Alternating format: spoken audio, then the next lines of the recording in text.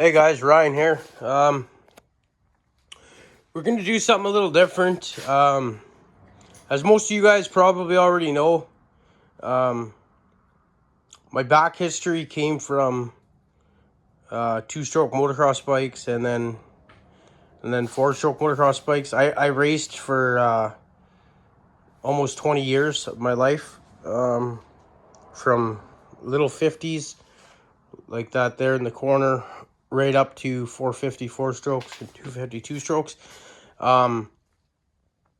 So I mean, I'm a lot older now, obviously. I'm out of shape. I'm a bigger dude. I've packed on the weight in my last 10 years. And I no longer ride or race. But over the years, I've had my hands in and out of these bikes to the point where I can tear one down blindfolded. I'm not just saying that. Saws have,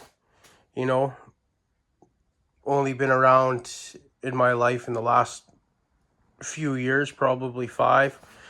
And I'm obviously still learning with them. There's lots to know. But when it comes to an MX bike, that's where my confidence is. I've rebuilt probably hundreds of 2- and 4-stroke motocross bikes over the years of riding and racing. So I do work on them occasionally here. A lot of people around here know me for that, and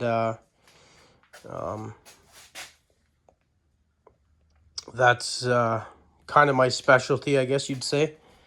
Now technology's changed a lot since I've been in the game, but the fundamentals of everything are still the same. Right down from knowing exactly what head fasteners to grab from my toolbox before I even look at what I'm taking apart. I just know in my head, from a 10, 12, 8 to all the metric hex heads and whatnot. Like I said, I know these bikes inside and out. I'm not bragging or nothing like that. That's not what I'm here for. I'm just saying that this is where my roots came from. And I kind of transitioned everything from the 2-stroke scene into chainsaws. Obviously, I started working in the bush logging. As you guys know, I picked up a couple skidders. I kind of started my own logging thing on the side. And then it turned into logging full-time, which is where the saws came in. And then I've kind of slowly went from that to working for other logging companies and whatnot over the years. And kind of just kept going with the saw kind of thing and got more into the performance side of things and playing with those as a hobby. But I still want to show you guys where my roots are and where it all came from. So this is it here, guys. So this is a customer's bike. It's not mine. It came in here kind of for an overhaul. It was purchased used. I don't think the customer had any real time on this bike. She had carburation issues right from the beginning. Purchased a new carburetor. And then it actually had worse side effects with the new carburetor than it did with the old one. So I'll take you guys along here with me and I'll show you what I found and what's going on with this bike. So, excuse me, pardon me. This is what happens, I guess, when you bring it to somebody that doesn't have any clue what they're doing. And I'm not gonna say who it was or anything like that. But they take a $1,400 Cayenne carburetor, flat slide carb, apart. Don't have a clue what they're doing. Don't know where anything goes. Don't know what anything does. Charge your money for it. Let me show you how bad they mangled this thing. So you can see in here. Look at what they did to the body of this carburetor and the brass seats and jets and whatnot. They stripped everything out. They've, you know, they tried grabbing that fuel spigot with pliers, and they've destroyed this carburetor. Okay, like I said, this is it's not even you pretty well have to go on eBay to find it now, but if you buy this carburetor complete, you're looking at about $1,500 Canadian. So unfortunately, she purchased, the lady of this bike, she's a female, okay? So when I say she, that's who I'm referring to. She purchased an aftermarket carburetor. This is before the bike came to me, okay? Not something I would suggest, but at this point, dealing with what she's already dealt with, I understand where she's coming from. Now, these carburetors aftermarket, you probably get one for cheaper. I'm not going to say what's better or worse. Aftermarket carbs are known right from saws to motocross bikes to anything. Your aftermarket Chinese carburetors are known across the world as being garbage, okay? I'm not picking on you, China, but there's things that we use you for and things that we can't use you for. And carburetors aren't one of them. It's the same as going with a Chinese top-end kit. For example, highway.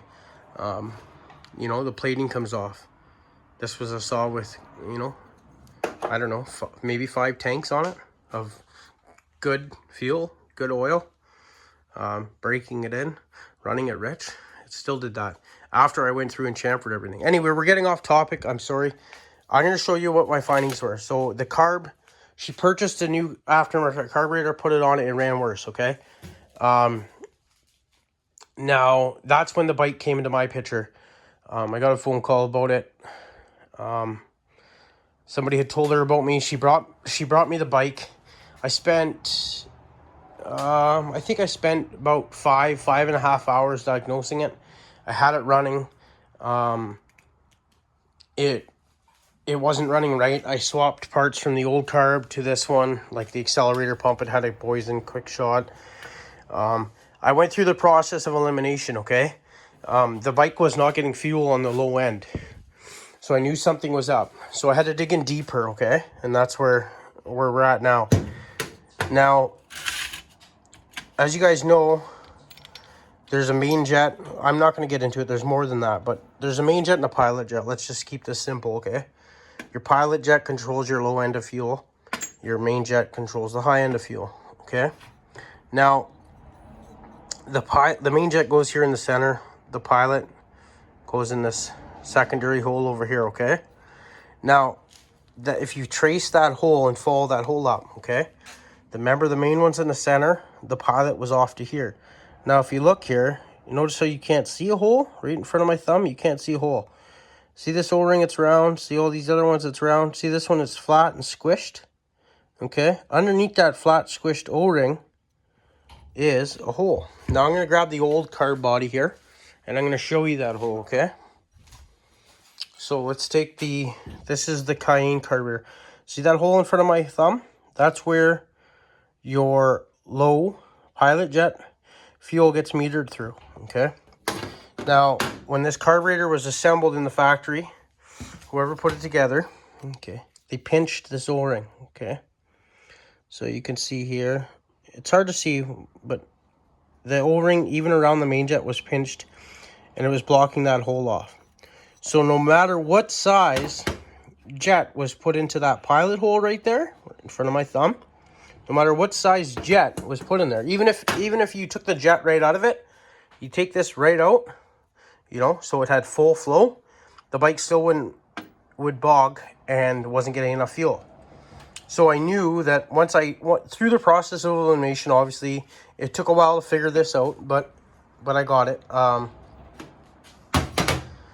Through the process of elimination, I figured it out. And once I took the body of the carb apart and split the carb in half, this is what I found, okay? So I got that on order, okay? Now this girl has had this bike for a good little while. I think maybe even a couple years. Don't quote me on that. but at least a year, okay? Like I said, she hasn't had no time with it. It's been from mechanic to mechanic to mechanic, trying to solve that issue right there, okay? Now, as you guys know, I'm not a licensed mechanic, but this goes back to me being having the experience with these bikes, right? So this has, it's sad because this bike has actually even been up to the dealership, and she spent whatever it is, $125 an hour on labor for them to diagnose this problem, because she just wants to ride this bike, right? Like anyone would. And do you know, in Vale, like, she never got nowhere, okay? So she's gotten the bike back. It's went to another mechanic. They couldn't figure it out. It's went to another mechanic. They couldn't figure it out. I'm lucky that I did find it. I'm not proud to say that it took me 5 hours to figure it out, but that's what it was, right? I had no history on the bike, so I had to start with the simplest thing and work my way up, right? I wasn't going to just take this apart. I was trying different jets. I rejetted the bike. I sourced a manual to figure out which where all the factory settings were. I played with the clip on the needle. I did multiple different things, okay? It can't come down to figuring out exactly what it is. And that's clearly the problem, right? All the symptoms of the bike was wouldn't idle without choke, and it had no throttle. As soon as you touch the throttle, this bike would die. When I changed and played with the needle and took the jet out and whatnot, I could get a little bit of fuel to squeeze through it, and I did get a little bit of throttle out of it, but not anywhere where it was supposed to be. So that's what led to breaking this carb down, figuring out why it wasn't getting no fuel, and that's exactly why, because that O-ring is covering the hole that the fuel gets metered through the pilot jet.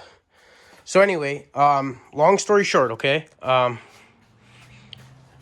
I gave her two different quotes. I gave her a quote to fix the carburetor, put it back on the bike, put the bike back together, and put some fresh oil in it and send it on its way with it running and running good. I also gave her a quote. I also went over the whole bike and gave her a quote to fix every issue that's wrong with the bike. I'm lucky and I'm happy that she decided to go with getting everything fixed. So I'll go through everything that needs to be done on this bike, and the parts have already been ordered. But I will go through everything with you real quick and explain to you what we're doing here, okay? So let's start off with the simplest thing. Right from the grips. The grips need to be replaced. This one was pushed up in here. The throttle was sticking. There's no spring holding the cable right now, so I can't show you that. But anyway, it was hanging up, okay? So it needs to be cleaned out, oiled. It needs new grips. You don't want a beginner rider on a 250 4-stroke having a throttle that sticks, okay? That's number one. Number two, we're gonna work our way down. Number two was, if you see how this steering, it centers itself. See how it's centering itself? Here, let me back up.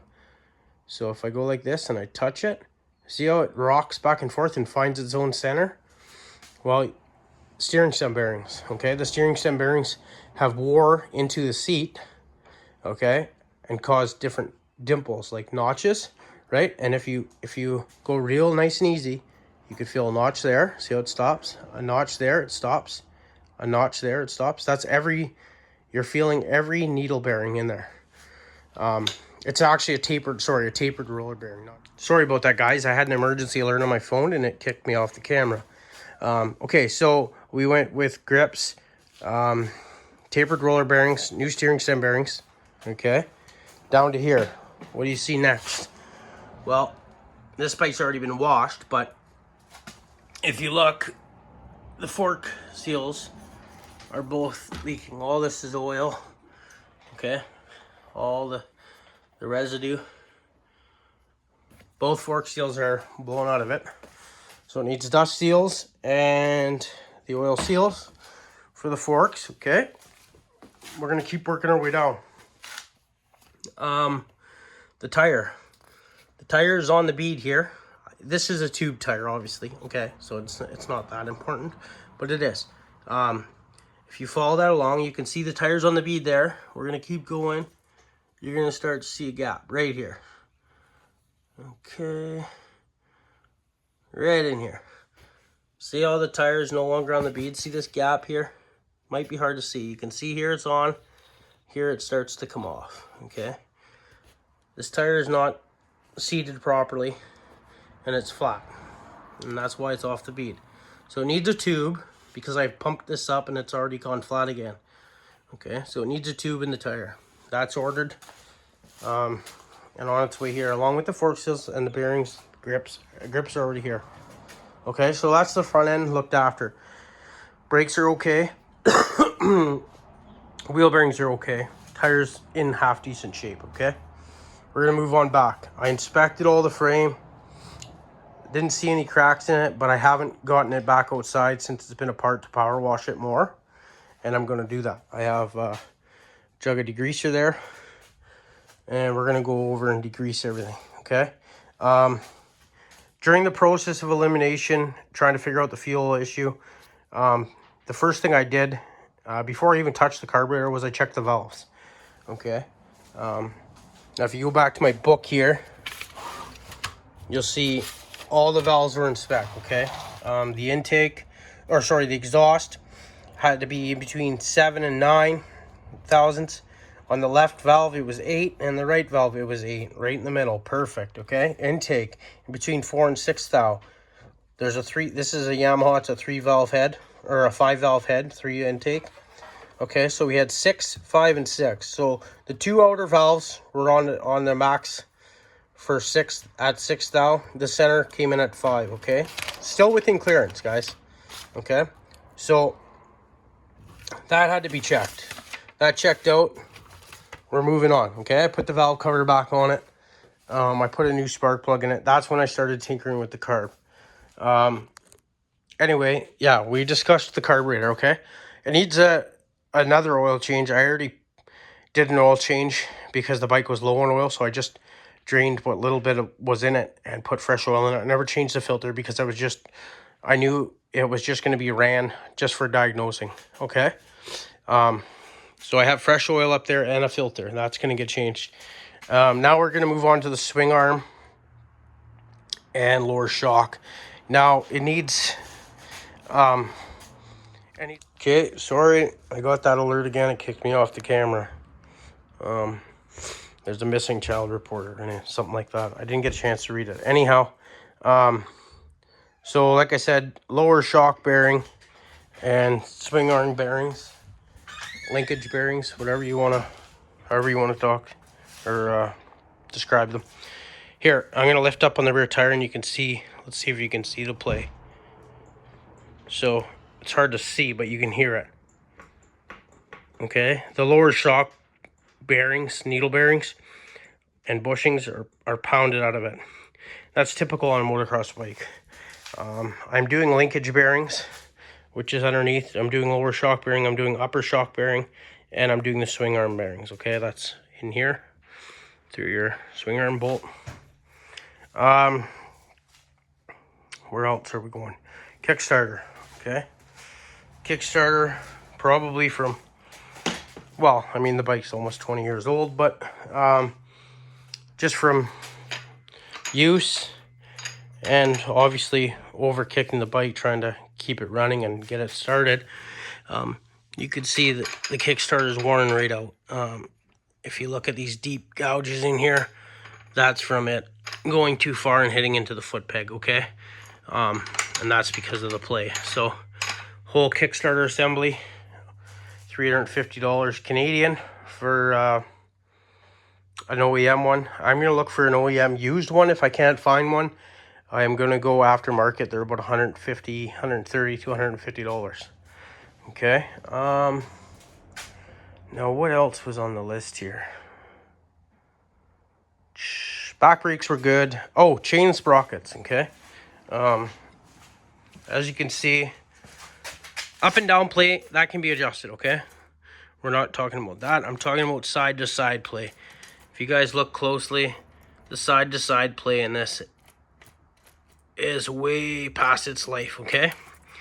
The rear sprocket. So if you look, you see these peaks, okay? See all those sprocket teeth come to a sharp peak? Okay, this is an aluminum rear sprocket. Now look at a steel sprocket. Look in there. See how it doesn't come to a sharp peak in here? It's kind of rounded over, okay? That's how you tell it still has life left. Once it's like this and sharp at the top, that's because these have gotten hogged out, okay, over time, and they've worn down, and it's worn these top of the teeth down to a point. That's when you know the sprocket's worn out. Now, I understand the front sprocket's not worn out, but if you guys know anything about chain pitch, like going back to a chainsaw, 3/8, 325, quarter, whatever, your sprocket, if you ever try to put a 325 chain on a 3/8 sprocket, it don't work, right? That's the same thing when a chain wears out, okay? This chain is worn out. The pitch stretches because it's worn out, right? The distance between these three links is no longer the same, okay? But as this wears out, the sprocket wears out, and it also gets bigger, right? Chain gets bigger, sprocket gets bigger. This chain wears to this sprocket, okay? So you're not just going to change a chain and a rear sprocket. You're going to put all three on because the chain's brand new. It's going to match the brand new front sprocket. It's going to match the rear sprocket, and they're all going to wear out together evenly, okay? That's something you're going to want to take advice on that, because it's very important. If you went to go put a brand new chain on this, it wouldn't sit right. It would work. It would drive the bike, okay? But it's going to prematurely wear out because the chain is going to be the right pitch, right? And the sprocket's no longer at the right pitch. So it's not going to fit right. It's going to prematurely wear out your chain, okay? It's also going to wear out that back sprocket even more because it's a tighter fit, okay? So that covers everything what we're doing on the bike, from the grips, the whole front end, steering stem bearings, fork seals, tube in the tire, swing arm linkage, swing arm and shock, upper and lower bushings and bearings, chain, sprockets, kickstarter, carburetor. I think we got everything covered, okay? So this bike is going to go through a whole entire overhaul, okay? Everything but the motor pretty well, okay? So, and like I said, I checked the valves, because if I had to shim any of the valves, I would have done that. I had the valve cover off. I also had the cam covers off and looked at the cam bearings and the cams itself, the lobes on the cam, okay? Everything was actually very, very impressively clean and in good shape in there. So definitely worth doing some work to the bike, okay? So follow along with me. This is just going to be part one on this. I know it's not saw related, but it's something. I don't have anything saw related going on right now. I have successfully finished porting and building Morgan's saw. It's got some time on it now. I think I got 3-4 tanks through it, somewhere in around there. It's sitting over there. It's ready to go. I'm just waiting for him to get back. He's had a couple delays along the way on his road trip. His camper van is actually in for repairs on an unexpected breakdown. So he's finishing out his trip with a car. Hopefully everything works out for him. And if you guys want to go over to his channel, pay him a visit. Keep your prayers with him. Let's hope his motorhome gets fixed promptly and he gets back to his scheduled trip, okay?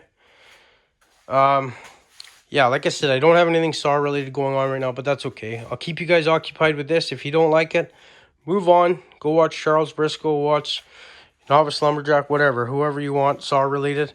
This is what I got for you guys right now, and it's better than nothing, okay? So follow along with me. Part 2 will be coming up.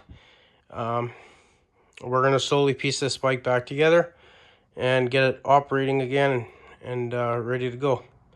Thanks for watching, guys. As always, we'll see you on the next one. Cheers.